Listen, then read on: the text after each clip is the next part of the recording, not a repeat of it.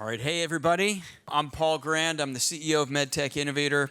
We're a MedTech accelerator, so we focus on finding innovation all over the world that we think has incredible promise and opportunity, and we want to make sure that those innovations don't fail for the wrong reasons. So that's what we do at MedTech Innovator.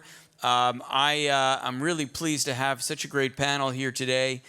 To talk about what's happening in the environment, kind of tell you what's really going on out there from an investing standpoint. Those of you in the audience, how many of you are looking to raise capital or have startups or interest in starting ventures? Only one or two, that's great. So just kidding. No, that's good, great. So you should enjoy the session. And we'll try and maybe demystify some things as well as we go. But I'll start off first and give my panelists a chance to introduce themselves. So we'll start with Chris. You want to tell us a little bit about yourself, your firm, anything else you want to share? Sure, I'll kick things off, and excited to speak on this panel with these other great panelists here. I'm Chris Bostick. I'm a healthcare investor based here in LA, just in Santa Monica, right next door neighbor to UCLA, and focused on at OCV healthcare investing, from everything from healthcare SaaS and digital health all the way up through therapeutics. So definitely very passionate about med tech and med device, and investing usually around Series A and B in companies that are adding precision medicines and targeted approaches to really help the scalability and efficiency of our healthcare system, which is very broken here. And prior to starting my investing career about 10 years ago, I'm a scientist by training. Did my PhD in pharmacology, a lot of drug design development, but also some bioelectronics and nanotechnology. And then also followed that up with some postdoctoral work, looking at rare neurological disorders. So thinking precision medicine, bench to bedside. But I'm also very proud to have worked in the blue collars of healthcare, outside of my research career, been a certified pharmacy technician, have seen that side of the ugly coin, as well having worked in a single physician practice as a claims adjustment billing specialist. So that exciting time has really led me to believe that our healthcare system needs a lot of help, and I'm passionate about trying to bring that here through investing. Fantastic. Biren. Yep. Hi, everyone. Really happy to be here as well. I am with Johnson & Johnson. I'm a vice president of venture investments at J&J.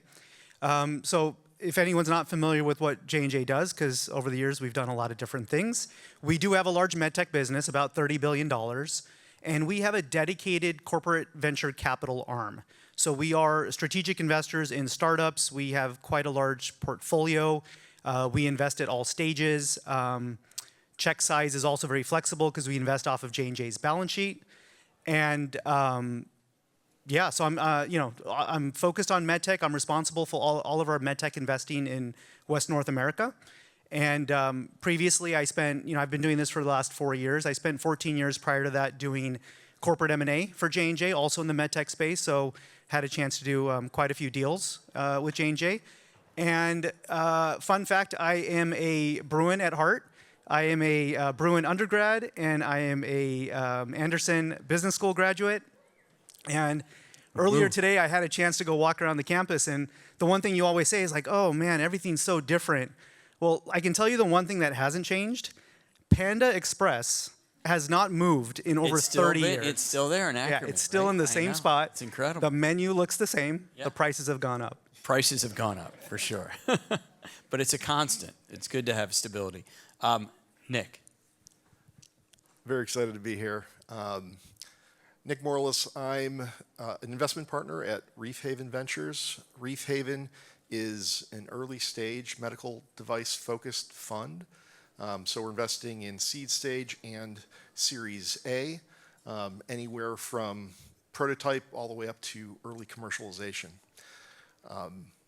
Prior to ReefHaven Ventures, I was with J&J for 9 years, most recently as the head of JLab San Diego. And then prior to that, I was an entrepreneur, 4 companies from start through early commercialization and exit. Excellent. So we got a great panel here, great backgrounds, diversity of experience, different types of investors. So this will be a lot of fun.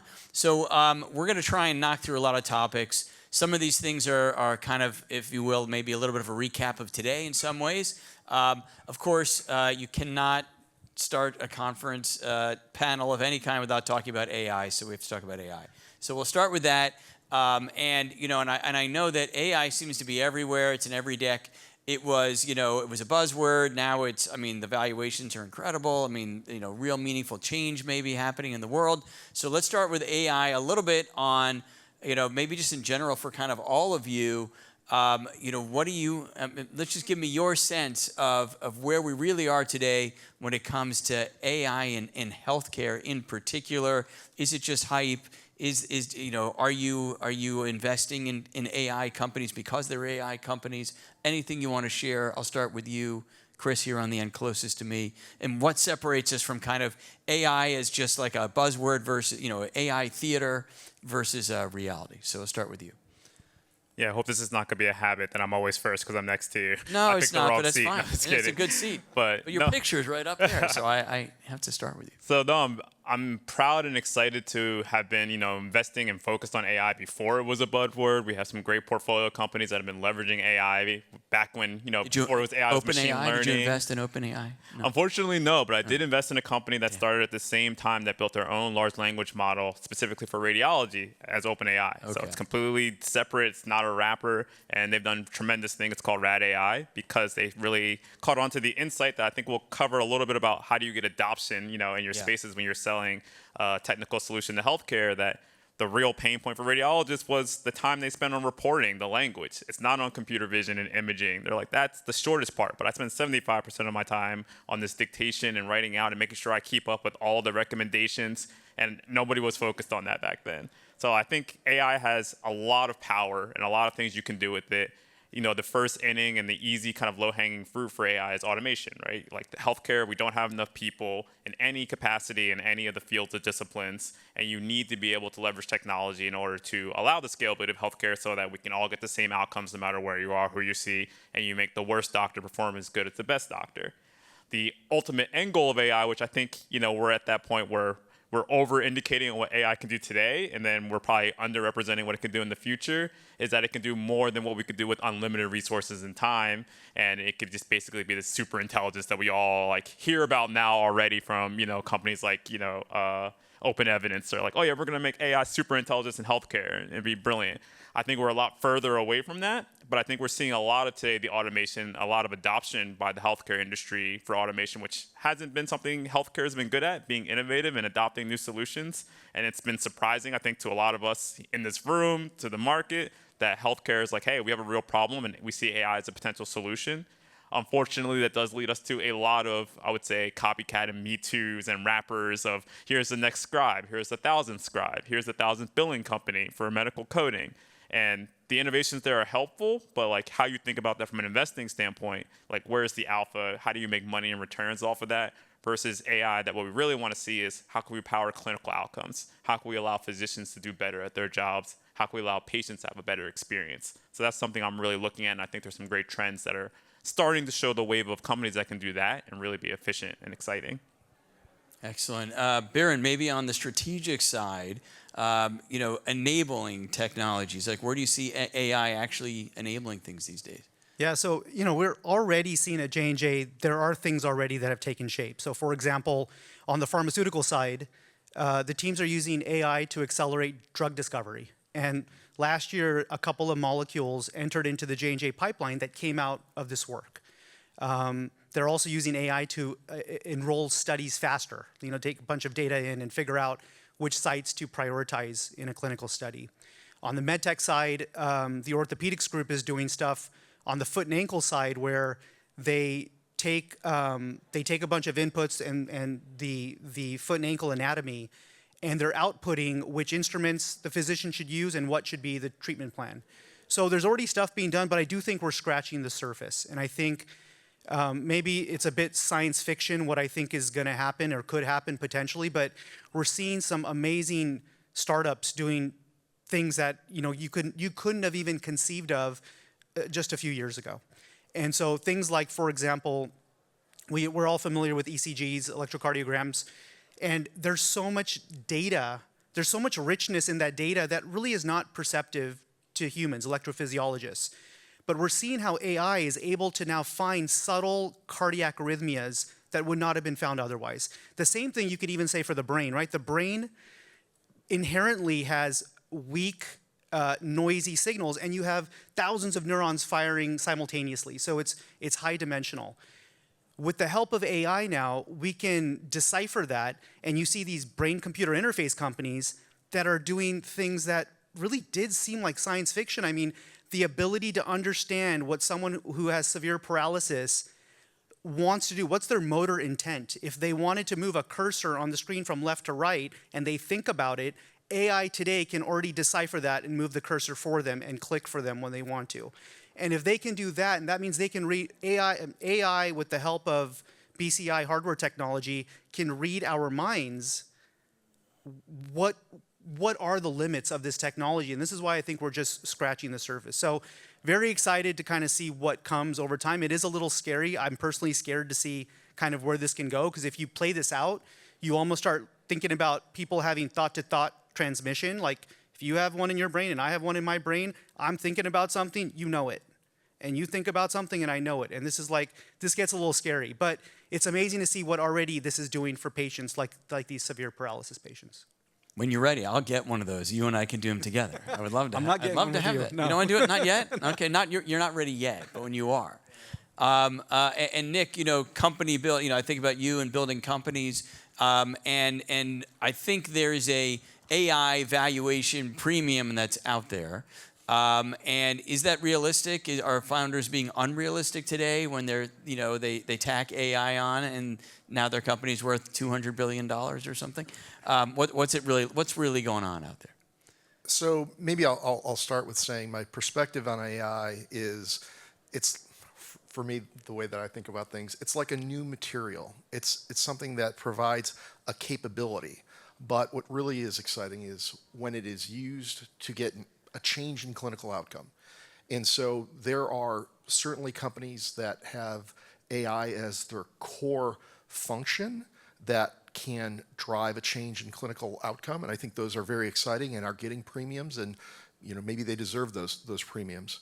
There are other companies that if you have any data produced at all by your product, you're saying that you're going to collect that data and then something great's going to happen on the back end. Right? And so that's kind of the AI feature that gets tacked on afterwards. They may be getting a premium. I don't know that they deserve that premium. And another thing that I think we've seen broadly is at the seed stage that AI has driven valuations up, which has somehow also driven up valuations for non-AI companies, which has been surprising. So AI is being impactful in many different ways. Ways that we didn't expect. Okay, that's good. Well, hopefully it is raising valuations if you're a founder, but maybe not if you're an investor. So let's move on from AI. Let's talk about what really creates value, because I don't know that AI on its own just creates value if it is just another material, another tool. So let's talk about things like FDA clearance. So for years, I thought as an entrepreneur that the FDA approval, that was it. Like you get to clearance and everything's great. The world is yours and you get acquired and that's the end. But certainly I would think that the things that are post-FDA approval are really where the rubber meets the road. And maybe for many founders, if you guys have been down this road, the easiest years are the ones before FDA approval. And yet we still find a lot of people think of FDA, approval as like the finish line. So I'm curious, Nick, I'll start off with you on this here too as well. Like, why do you think so many founders still kind of anchor on FDA approval as being like the end game? So I think a first-time founder that also has a very scientific background could think of it as, we've finally validated the technology in the eyes of the FDA, and now it's available to clinicians, and I've done my job because it's now ready for human use. However, there's many steps that need to happen afterwards, and to your point, Paul, maybe it's the starting line, in order to get that product detailed to the clinicians, get them trained, and get that distributed globally, right? And that is a Herculean effort that takes a ton of time and a ton of capital and is not without its share of pitfalls, which is why not at 510K, but maybe you've got your 510K and then a big post-market study that shows the clinical value. Or you have your 510K with your post-market study and you've generated $10 million of revenue. That's when it's a good opportunity to talk to a strategic because they have that channel and those processes already embedded in how the company operates, and they can, quote unquote, drop it in their bag. And it's very easy for a strategic to model what the value of your product in their bag is, and hopefully you get a good value share out of that when we put the deal on the table. So I think that's why, and I also think that what we're looking at, advisors, board members, et cetera, is what's your clinical study that you're going to run to actually get mind share in the marketplace, and then hopefully reimbursement where necessary. Where necessary. All right, we'll come back to reimbursement in a minute. Chris, I know we talked in advance on our prep call about this topic, and we talked about commercial blind spots. I think that, a lot of these companies, as Nick mentioned, now you're commercial. What are some common commercial blind spots? You're an investor and you got companies that are on the market. What are they doing wrong? What are they not seeing? Yeah, for anyone that was at the prior panel, which was fantastic, you'll hear a repeat because I think the dean of Health AI, used a kind of summary that I always kind of say with a better analogy and done it much better than I did, of course, because she's amazing.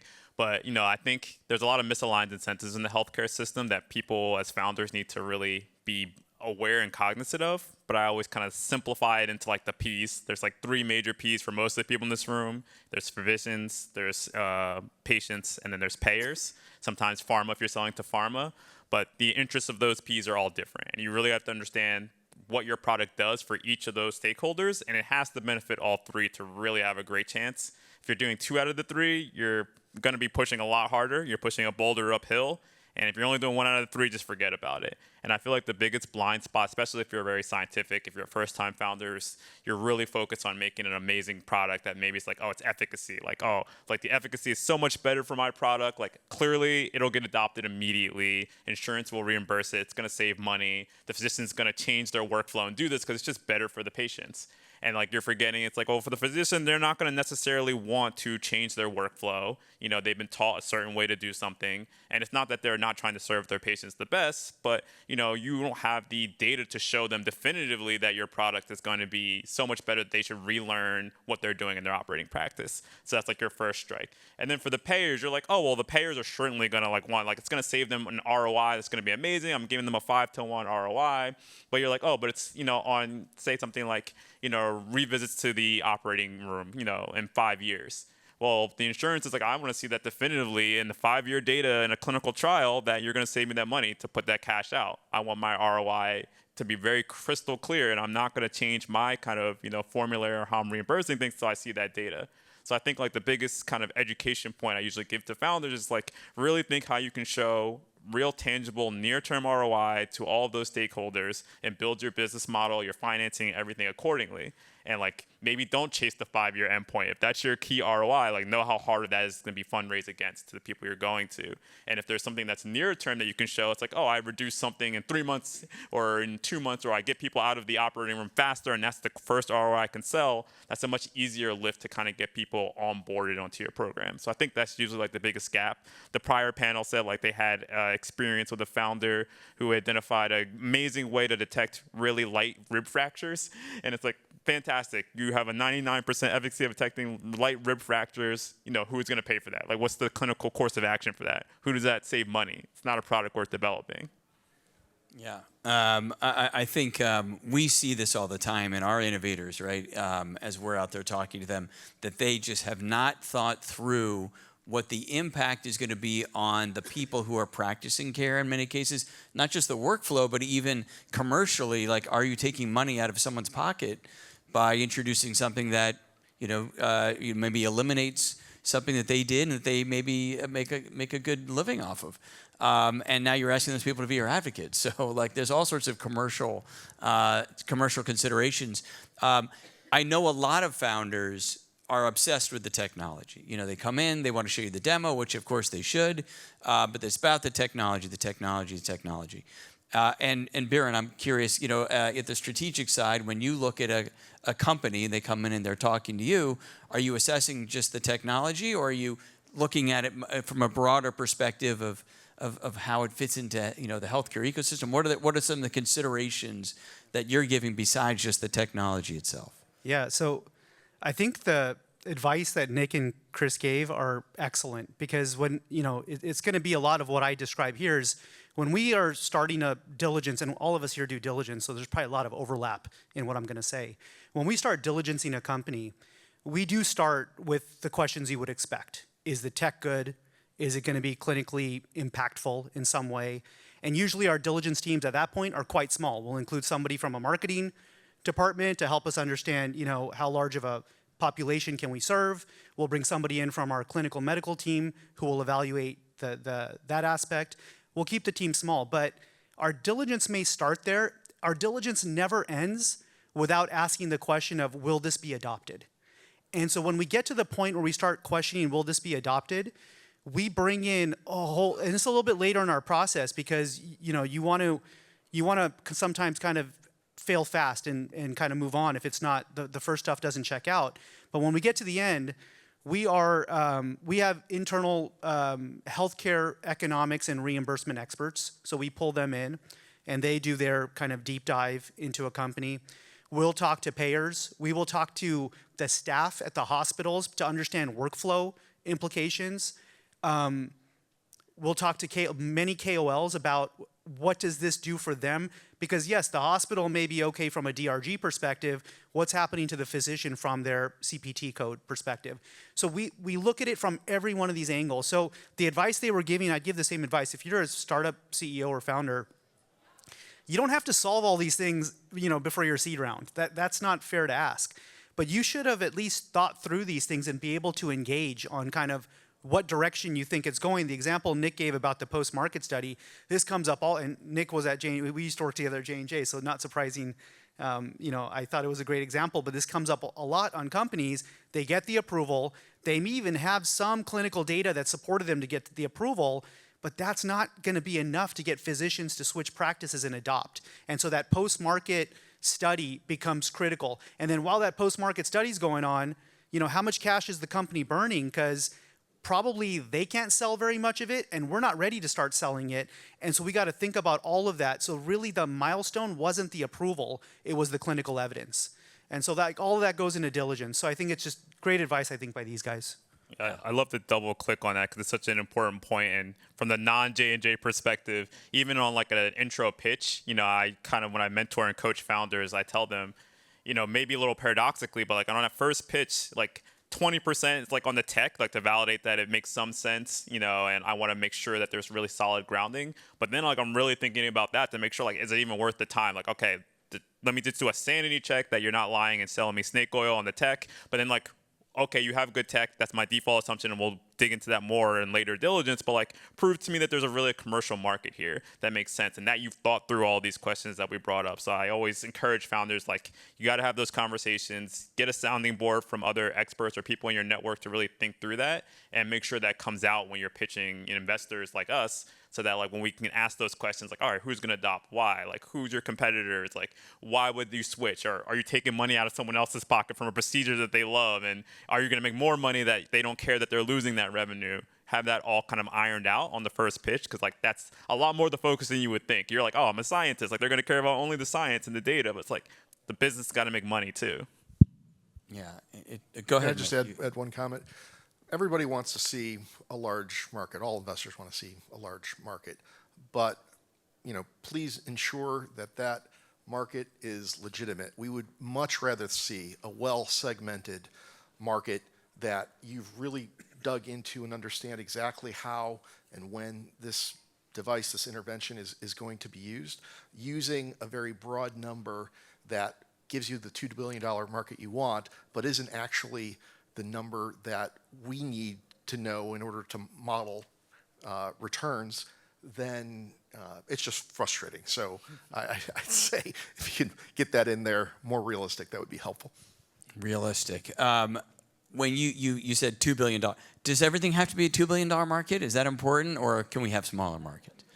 I hope we can have smaller Yeah, ones. absolutely smaller ones. Good, You okay. anchored really low at 2. I was like, usually it's 10, it's 20. This is a 20. $30 billion market. It's like, actually, it's 100 million when you really dig in. Yeah, for sure. All right, so let's talk a little more about, just briefly, a little more about reimbursement. So in terms of timing, when should an entrepreneur be thinking about reimbursement? Should it be after FDA approval? Should it be, at which point should they be doing it? Anyone who wants to take that. Chris, you go first.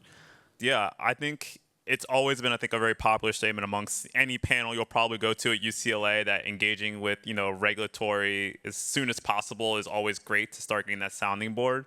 I think it's even better now. Like there's, I think, a lot of positive tailwinds now on people wanting to figure out ways to reimburse novel technologies, especially AI technologies in medtech and med device. And I think you want to get ahead of that because there's coding changes, there's things that are happening, and everything that you build your business model on, you build your financing plan on, it's really going to be contingent about how you think through your regulatory strategy. So I think even as an early stage company, like you really got to get a handle on like what type of codes you're going to use. And it's not enough, I think, right now to just be like, oh, I'm going to crosswalk off of this existing code and I'll figure it out later. I see some companies kind of start that way and then you'll end up running into trouble. Where like, well, actually, that wasn't the right one, or I couldn't use that code to crosswalk, and it's going to take me much longer to get my own code, and I wanted to go for an APT code, but I didn't really think it through, and it's going to take me an extra 3 years. I think it's the most crucial time now to really engage and think through your regulatory plan now, given how fast and dynamic the codes are, especially for AI-mediated technology. Yeah, and by the way, like I see companies all the time will say, hey, when we ask what their pricing is going to be, they are pricing it above what reimbursement is available for it. So it's just not going to work. So think about it early. I think that's the point. And I'm sure it's frustrating too. You said before, Nick, you're frustrated, from some other thing. Do you get frustrated, when people haven't thought the reimbursement, or do you expect that that's something they should be thinking about later? What's your expectation when you're talking to even an academic stage founder? Yeah, I think some early work is really helpful, and especially, what's going to go into your submission, your pitch around why you should get a new code. Like, what are the health economics actually that you can show justification for whatever you're hoping to get reimbursed at. So I do think some early thinking is important, but really understanding the impact on the healthcare system as a whole.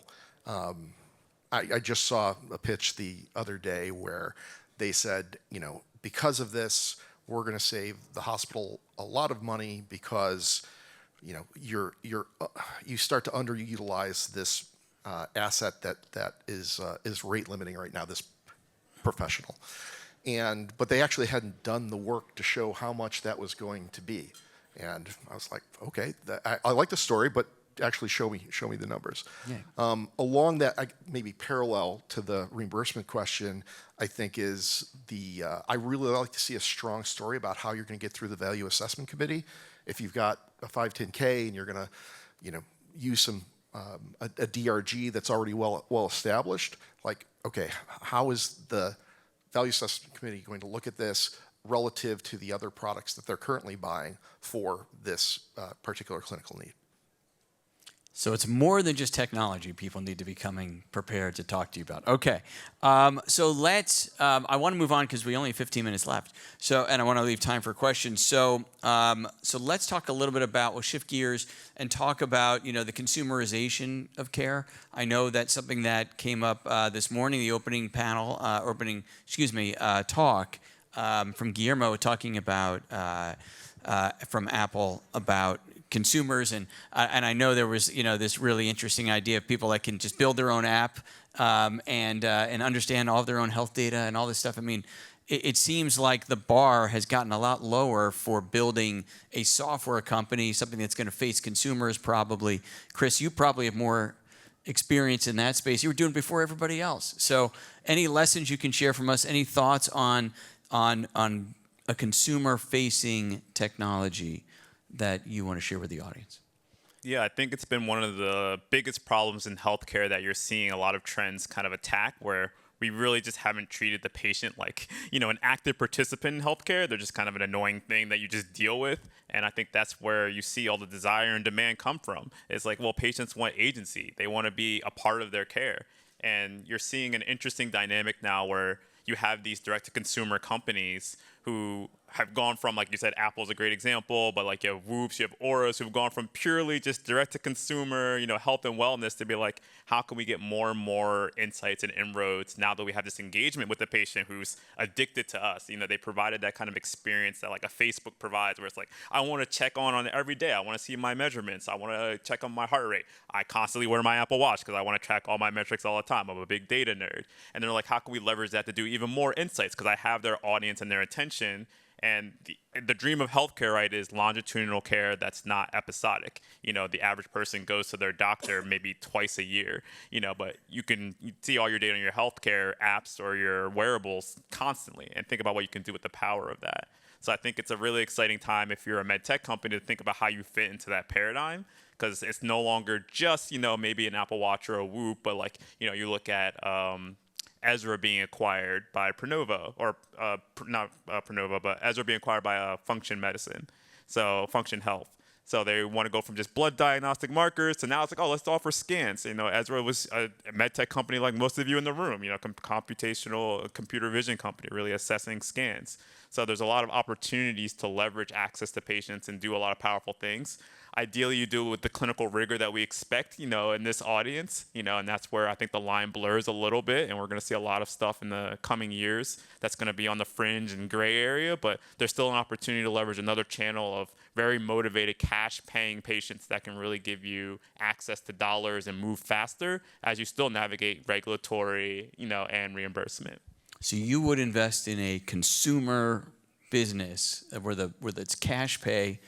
Is that something that's interesting for you and your fund? Confidentially, I'm looking at one right now, so I have no qualms about it. And I think we have some good healthcare marketing ads, but I think it's an exciting time. But the rigor and the science has to be there for me. Not every investor is that, qualifying, but I still want a company that really holds itself to the same kind of regards and rigor that I would expect from any med tech or therapeutic company. Right, even unregulated. Okay, and Biren, I'm curious, on your end, when you look at from J&J's perspective at consumerization of care in general, is that noise or is that something that J&J is taking very seriously and thinking about? So J&J takes the continuum of care very seriously, but we also look at where do we think we can add value, and where is it better to partner with others. And when it comes to a lot of these spaces, there's different dynamics. There's monetizing them is also usually not very clear.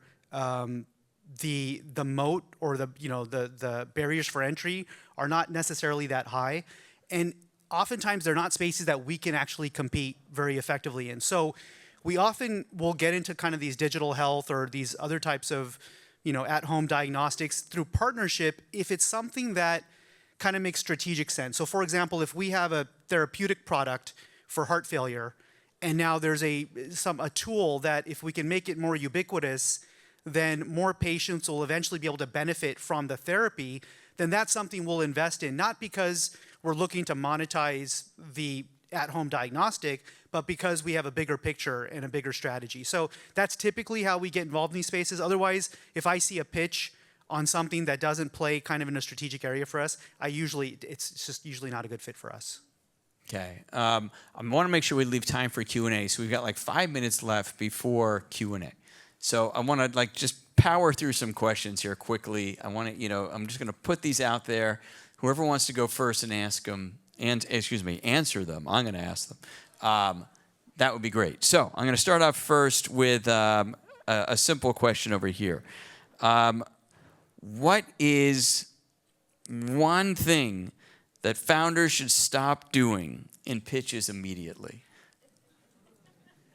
Don't overcomplicate it. Keep it simple. There's going to be plenty of time to get into details, but if we can't understand the big picture, and imagine a lot of us, we look at a lot of spaces. We're not in necessarily your space. Keep it very simple, and that'll be a better start to the conversation. Not as many acronyms and stuff. Maybe don't make it sound okay. All right. I have no competitors. No competitors. And also, it's not only helpful to show who your competitors are, it shows your market and you're educated on that, but it also helps frame where you sit in the landscape for us as we're catching up. We're seeing tons of companies across different spaces, so it's a good grounding mark too. There should be good reasons why you're better than your competitors, but nobody has no competitors. All right, Nick? And don't hide the weaknesses. we're going to get there anyway. If there's problems that need to be overcome, then tell us, because by the way the conversation is going, you get this sense that like there's something they're not telling me, right? And then you have to work harder for it. We would like to know it all up front. Right. All right. Well, let's go the other way. What's something that gets your attention, like consistently, something that makes you lean in when you hear it? Tell me my problem. So if you're doing something and you know that it can solve a problem for J&J, start by telling me my problem. Say, hey, in your cardiovascular business, you guys are right now losing share to Medtronic because you don't have this. I have it. You're going to get my attention. Anybody else on that? Something that gets your attention, Nick? Is there something that you're passionate about? Well, if they start out with, this is the massive change we're going to make in clinical outcome, and it's very crisp, very clear. I like just the grounding of like, this is how the workflow is today. And then right after, this is where we change it and improve it and outlining that clinical outcome change. Okay, this is a stretch. This is a hard one. Okay, I'm going to give this the last one. Simple one. Something that you're very optimistic about right now in care. Anything you're super optimistic about.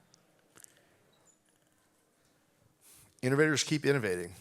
Hey, that's optimistic. Okay, No, that's good. Despite the challenges in early stage funding, there are still people working on transformational technologies in the labs, in the small companies, and these are mainly missionaries, right? And when funded, are going to make a difference in clinical outcomes. Excellent. I'll tag on to that. Like, we're still in a golden age of innovation. We've been in one for, like the last decade, but across therapeutics, across med device and technology, there's never been a time of such an unprecedented development and innovation that is really going to benefit healthcare. Okay. Biren, you get the last one. I will end in the same vein. There are so many big problems to solve still. And fortunately, there's smart people like you guys out there who bring them to us, and we can kind of figure out if there's a way to scale them to reach more patients. All right. That's great. All right. Time for Q&A. Anybody have questions? I have more that I could be asking if you don't have them. But anyone have any questions for investors? Anybody want to ask an investor something in front of everybody else? Anybody? Anyone? No one? No one has a question for investors? Nobody? Not one person? I can keep going then. You can ask anonymously if you need to. Yeah? No, you guys can not exactly. Just put like a little thing in front of your face and we won't know who you are. Okay? Nobody? All right. Wow, that's great. Okay. You're making my job easier. I'm going to go back to my questions. So what separates companies that survive? We've had decades of investing experience amongst the people on the panel up here or more. What separates the ones that survive from the ones that just disappeared along the way? Who wants to go? It's a little trite, but those that can continue to raise funds.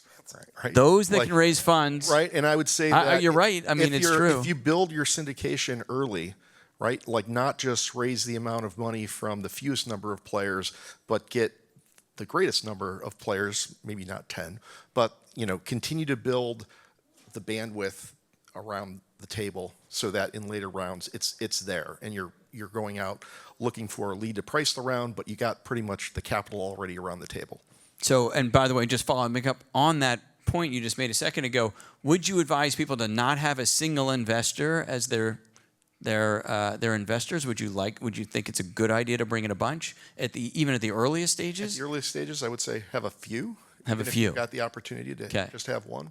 Not just one pocket. Yep. All right. Other experience in things that have separated the companies that are still here?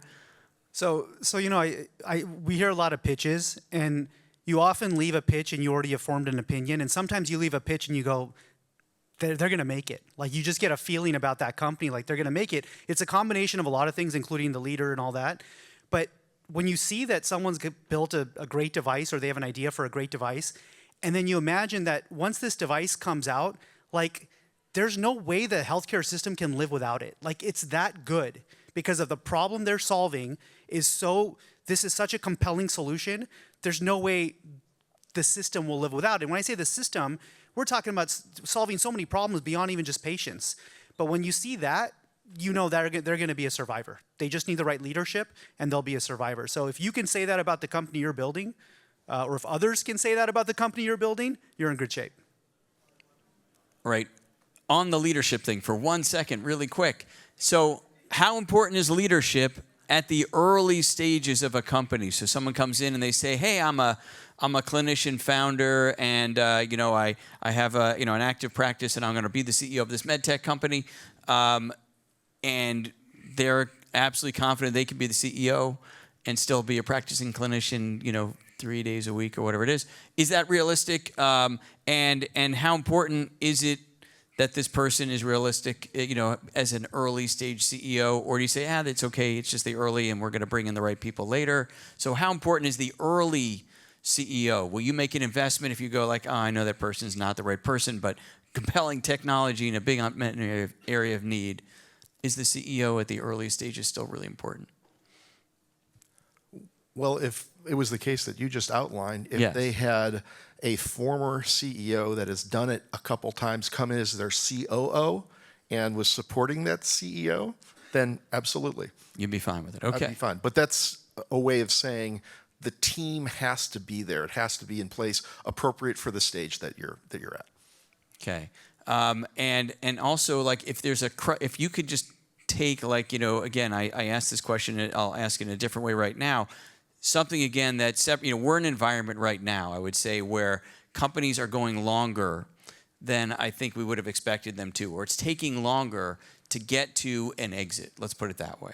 And besides raising money, which is obviously incredibly important, is there anything else that you see kind of distinguishing those companies that have made it, that that continue through? Is it just passion and determinism?